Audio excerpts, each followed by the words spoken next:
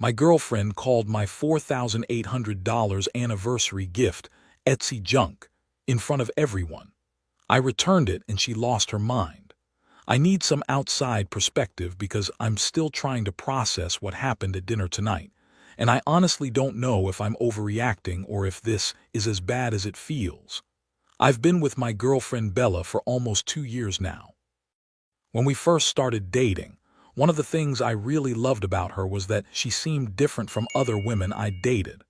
She was into vintage stuff, always dragging me to estate sales on weekends, antique shops, flea markets. She'd spend hours examining old jewelry, talking about the craftsmanship, how things used to be made with care and history behind them. She told me once, and I remember this clearly, "I love things that have a story, not just something mass-produced that everyone else has." I'm a mechanical engineer at an aviation company, and I've always been pretty careful with money. Not cheap, just intentional. When something matters to me, I'll spend on it. So for our 2-year anniversary coming up, I wanted to get her something really special. Something that combined everything she told me she loved. Vintage, meaningful, high quality, something with history. I started looking about 4 months ago. I went to this shop downtown run by this older guy, Mr. Kaplan, who specializes in vintage watches and jewelry. Real stuff, authenticated pieces, not reproduction junk. I must have visited his shop 6 or 7 times, just looking, asking questions, learning. He's got decades of experience and really knows his stuff. Then about 2 months ago, he showed me this watch. It's a 1940s Hamilton women's pocket watch, white gold with this delicate face and blue hands, tiny diamonds around the bezel. The craftsmanship is insane when you look at it up close. Mr. Kaplan authenticated it, had it professionally cleaned and serviced, showed me all the documentation. It came from an estate sale in Connecticut, belonged to some woman's grandmother who'd gotten it as a wedding gift in 1942. The price was $4,800. That's a lot of money for me. That's like 3 months of my discretionary spending after bills and savings. But I kept thinking about how perfect it was, how Bella would love the history behind it, how unique it was. Mr. Kaplan even showed me how rare it is to find one in this condition with the original movement still working. I put it on layaway and paid it off over 6 weeks. Tonight was our anniversary dinner. I made reservations at this rooftop place downtown, the kind with the skyline view and white tablecloths. Everything was going great through appetizers and the main course. She was laughing. We were talking about maybe taking a trip this summer, just really nice energy. After we finished eating, before dessert came, I pulled out the small velvet box.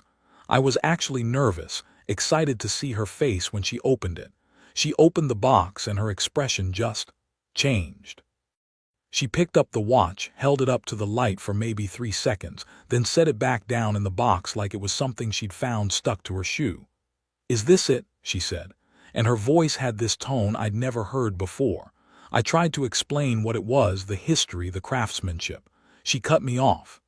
"Adrian, this looks like something from Etsy for $30. She said it loud enough that the couple at the next table glanced over. I'm not the type to wear flea market jewelry. I deserve Rolex, Cartier, something people actually recognize. I felt my face get hot. I tried again to explain that it was real, that it was authenticated white gold and diamonds, that it cost. "If you have to explain that it's real," she interrupted, "then it doesn't look expensive enough. I don't want to wear something my friends are going to laugh at." She pushed the box across the table toward me. "I'm going to fix my makeup." She got up and walked toward the bathroom, leaving me sitting there with the watch box in front of me, and the couple at the next table very deliberately looking anywhere but at me. When she came back, she barely spoke through dessert.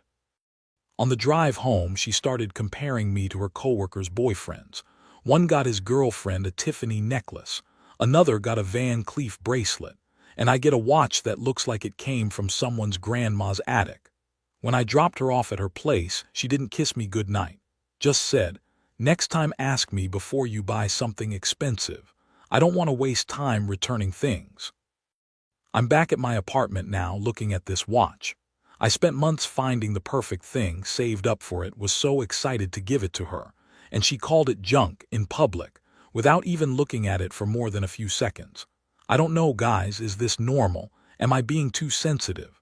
Or is this relationship showing me something I need to pay attention to? Edit. Thanks for all the responses. Reading through these comments is eye-opening. A lot of you are saying I should return it, and honestly, that's what I'm thinking about doing. I'll update if anything develops. Update 1. Holy shit, Reddit, I wasn't expecting this post to blow up like it did. Thanks for all the advice and perspective.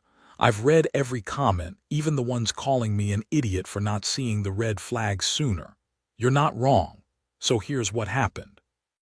The morning after our anniversary dinner, I woke up and the first thing I did was reread my own post and all your comments.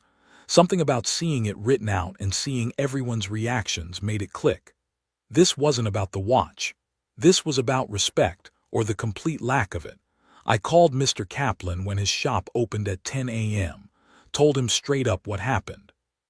He was quiet for a moment, then said, "Son, I've been doing this 40 years. The gift tells you about the giver. The reaction tells you about the receiver." He agreed to buy it back for $4,000. He had to deduct his costs for the cleaning and authentication work he'd done, which was fair. Here's where I might have been petty, but honestly, I don't care. I asked him to print out 2 receipts, the original one showing the full purchase price of $4,800 with all the details about the white gold, the diamonds, the year it was made, everything, and the buyback receipt showing he was giving me $4,000 for it. I still had a key to Bella's apartment. We'd exchanged keys about 6 months ago, so I drove over there while I knew she was at work at the mall. I let myself in and I left both receipts on her kitchen counter, right where she always drops her purse when she gets home. Then I left. My phone started blowing up around 5:30 p.m. First, 3 missed calls, then texts. "Wait, that watch was almost $5,000. Did you already return it? Adrian, answer your phone." I didn't pick up right away. Made myself some dinner, watched half an episode of a show I'd been meaning to catch up on. Then I finally called her back. She was almost hyperventilating. "Why didn't you tell me it was that expensive? I thought it was some cheap vintage thing. You have to go buy it back." I kept my voice very calm. "I gave you a gift. You called it trash and pushed it away while barely looking at it. You said it looked like $30 Etsy junk. I simply respected your opinion and returned it. But I didn't know. You should have told me what you spent. How was I supposed to know? You were supposed to trust that I wouldn't give you trash on our anniversary. You were supposed to look at it for more than 3 seconds. You were supposed to not humiliate me in a restaurant." She started crying, which honestly surprised me because I'd never seen her cry before. She said I was being unfair, that she just didn't understand vintage pieces, that I should have explained better. Then she started saying I needed to make this right by getting her something else, something from Tiffany or Cartier, to make up for the misunderstanding. That's when I knew it wasn't sinking in. She still thought this was about the watch. She still thought she could fix this by getting me to buy her a different expensive thing. I told her we needed to take a break. She lost it, started yelling that I was breaking up with her over a gift, that I was being immature and petty. "No," I said. "I'm taking space from someone who valued a brand name more than the thought and effort I put in. I'm taking space from someone who embarrassed me in public rather than just saying thank you and talking to me privately later." I told her not to contact me for a while. That I needed to think. She said I was overreacting. That all her friends' boyfriends understand that women want luxury brands, and I was being cheap by getting upset about this. I hung up. Jonah, my coworker and probably my closest friend, came over that night with beer. I told him everything. He listened to the whole story, then said something that hit hard. "Bro, this stopped being about a watch the second she disrespected your judgment and your effort. The watch is just what made it visible." So yeah, that's where I am now. We're on a break that's probably going to become a breakup, and honestly, I feel more relieved than sad. Is that wrong? Edit. Jesus, my inbox. To answer the common questions, yes, I still have her key, planning to give it back.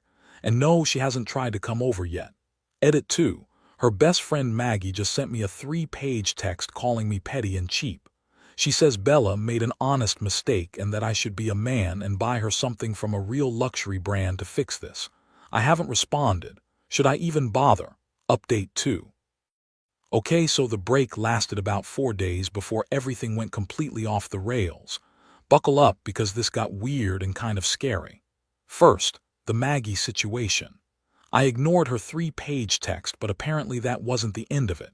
She and Bella together decided to create a group chat. They added me, Bella, Maggie, another friend of Bella's I've met maybe twice, Bella's mom, and weirdly, Jonah from my work. The opening message from Bella was, "We need to have an honest conversation because Adrian won't talk to me one-on-one about fixing this." I left the group immediately. Didn't even read past that first message. Jonah texted me separately like 2 minutes later, "Dude, what the hell was that? I'm out." He'd left too. Bella's mom called me directly after that. The conversation was surreal. She told me I was being unforgiving and that her daughter just has high standards. That Bella puts effort into looking good for me, and the least I could do was invest in gifts that match her effort. I tried to explain that I did invest $4,800 worth. She cut me off and said if I really loved her daughter, I'd understand that presentation matters, and that a vintage watch doesn't photograph well for Instagram. I shit you not, that's what she said. Doesn't photograph well for Instagram. I told her respectfully that Bella and I were done, and I'd appreciate it if her family stopped contacting me. She said I was making a mistake and that I'd never find someone as beautiful as Bella who was willing to settle for an engineer's salary. I hung up and immediately blocked her number. Then came Wednesday. I checked my credit card statement online, and there was a charge for $2,900 at a jewelry boutique near the mall where Bella works. My stomach dropped. I called the bank immediately and reported it as fraud. While I was still on the phone with the fraud department, Bella called. I let it go to voicemail. She left a message explaining very casually that she'd taken care of the gift situation herself and used my card to buy a proper bracelet from Pandora and a Tiffany necklace since I was being stubborn. I saved that voicemail. Then I called her back with the bank still on the line as a witness, told her clearly, "We are broken up. You stole my credit card information. You committed fraud. If those items aren't returned to that store within 2 hours, I'm filing a police report." She started screaming that she was just trying to fix things and that she didn't steal anything, and she had my card info from when I'd asked her to order takeout before, and she didn't think I'd care. The bank representative on the line confirmed they'd logged everything and the charges were being reversed. The boutique manager called me an hour later to confirm that Bella had come in and returned everything. She sounded pissed. I changed my locks that same day. Had a locksmith come out and rekey everything. Cost me $200 but worth every penny because the next day, my doorbell camera caught Bella trying to use her old key. She tried the handle 3 times, realized it didn't work, stood there for a minute looking at the camera, then left. She tried to get a new key from my building's front desk by telling them she'd forgotten hers. The desk staff refused because she's not on my lease. That apparently made her furious because she called them later to complain about their customer service. Here's where it gets interesting though. Jonah told me that one of Bella's coworkers came into a coffee shop near our office and recognized him. Apparently the story had gotten out among Bella's friend group, and the reactions weren't what Bella expected. Some of her coworkers thought she was insane for rejecting a $5,000 gift. Others were asking why she couldn't just appreciate the thought. The narrative she tried to spin, that I was cheap and got her fake jewelry, completely fell apart when people found out the real price. One of her work friends apparently told her straight up, "You dumped a guy with an engineering job who spent $5,000 on you because it wasn't the right brand. Are you stupid?" So now she wasn't just trying to get me back. She was trying to save face. Friday, she called my work, actually called the main line and asked to be transferred to me. My supervisor pulled me aside to let me know someone claiming to be my girlfriend had called twice. I explained we'd broken up and she was escalating. He made a note in case she called again. Then yesterday, and this is what made me decide I might need legal advice, she found my mom on Facebook.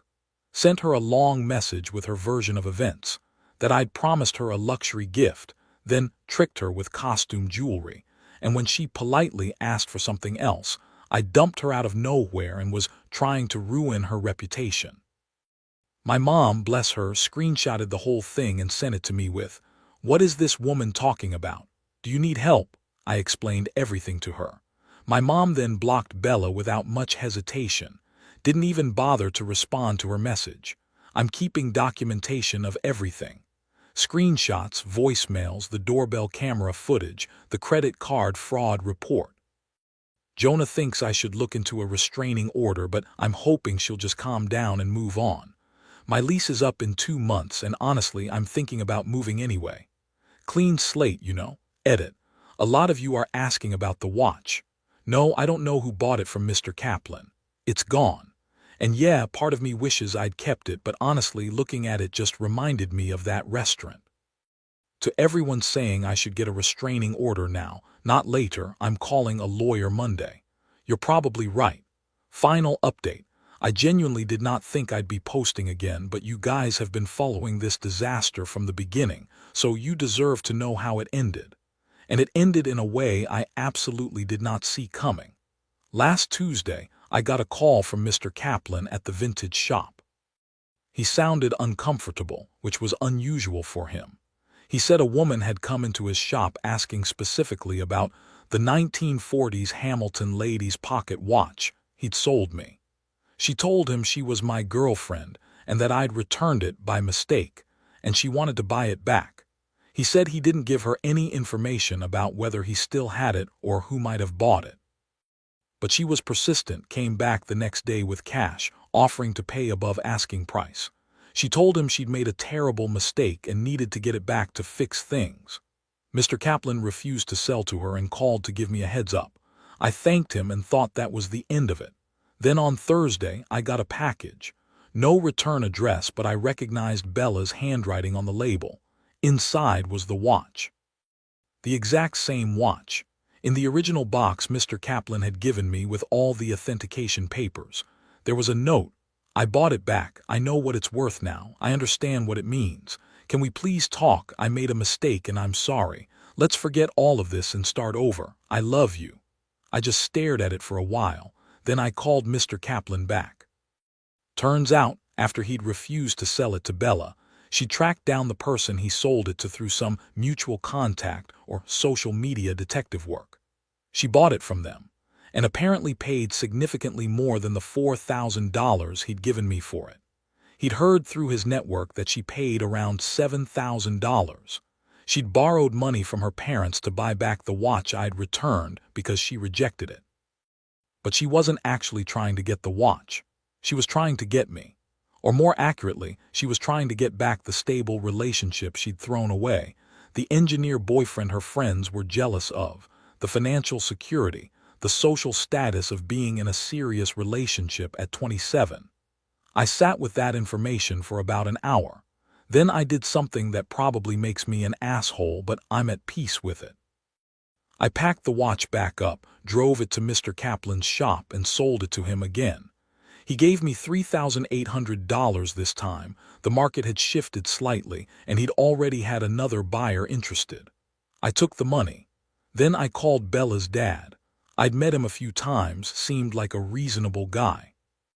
I explained the whole situation from start to finish. The anniversary dinner, the public rejection, the breakup, the credit card fraud, the harassment, and finally, her borrowing $7,000 from them to buy back the watch I'd sold. I told him clearly, "Sir, I'm not getting back together with your daughter. I sold the watch again. I'm calling you because she borrowed money from you under what I assume was false pretenses, and you should know that before you give her any more." He was quiet for a long time. Then he just said, "I appreciate you telling me directly. That took integrity," and hung up. Bella called me an hour later, absolutely hysterical. Apparently her dad had confronted her about the $7,000 and everything came out. She was screaming that I'd betrayed her by calling her father, that I'd humiliated her in front of her family, that I was cruel for selling the watch again. I kept my voice level. You humiliated me in a restaurant. You stole from me. You harassed me, my workplace, and my family. You borrowed money to buy back something I returned because you rejected it in the first place, thinking it would manipulate me into coming back. I'm done, Bella, completely done. Don't contact me again. She started to say something else, but I hung up. Then I blocked her number, blocked her on every social media platform, blocked Maggie, blocked anyone I knew who was primarily her friend. So where am I now? Honestly, I'm good. I moved last weekend. Found a one-bedroom place across town, closer to work, with a parking spot and a little balcony. It's smaller than my old place, but it's mine, you know. No history, no drama attached to it. I've been setting it up exactly how I want it. My brother helped me move. We made a day of it, got pizza after, watched a game. He brought his dog over yesterday and we're talking about doing a weekly basketball thing at the court near my new place. Work has been busy, which I'm grateful for. Keeps my mind occupied. My supervisor checked in with me last week to make sure everything was handled with the calls to the office. I appreciated that he didn't pry. I went on a date Friday night. Nothing serious, just coffee with someone I matched with on an app a couple weeks ago. Her name is Anne. She's a high school chemistry teacher, and she showed up wearing jeans and a hoodie from her college. We talked about science education and bad movies and restaurant recommendations for almost 2 hours. At the end, when I offered to pay, she insisted on splitting it. Then she said, I had a really good time, want to do this again. No games, no tests. Just a straightforward question from someone who seemed genuinely interested in getting to know me. I said yes. We're getting lunch this Sunday. She suggested this Vietnamese place she loves, said she'd been wanting to try their pho since the weather's getting colder. I told her I'd never had pho before. She got this excited look and said, oh good, I get to introduce you to it. It's early days. Hell, it's barely even started. But it felt easy in a way that I'd forgotten dating could feel. As for Bella, I heard through the grapevine that her parents made her pay them back with a payment plan from her paychecks, and that her dad isn't speaking to her right now. Maggie apparently tried to organize some kind of support intervention for Bella, but from what Jonah heard, it didn't go well. Mutual friends have been reaching out, asking for my side of the story, and I've just been politely declining to engage. My lawyer helped me draft a cease and desist letter. We haven't sent it yet, but it's ready if she starts up again. So far, she's been quiet. I think her dad scared her straight, honestly. The money from selling the watch both times went straight into my savings. I'm planning a trip for myself this spring, maybe Iceland or New Zealand. Somewhere I can hike and clear my head and just exist without thinking about any of this. Someone in my original post comments said, the trash took itself out. At the time, I was too hurt to see it that way, but they were right. She showed me exactly who she was, and I'm grateful I saw it before we got any more serious, before we moved in together or got engaged or tied our lives together in harder to undo ways. I'm 30 years old. I've got a solid job, good friends, a family that has my back, and a clean slate in a new apartment. I'm dating someone kind who splits the check and gets excited about soup. I'm planning a trip to see mountains and glaciers. That's a pretty good place to be, honestly. Thanks for listening, Reddit. You guys helped me see clearly when I needed it most.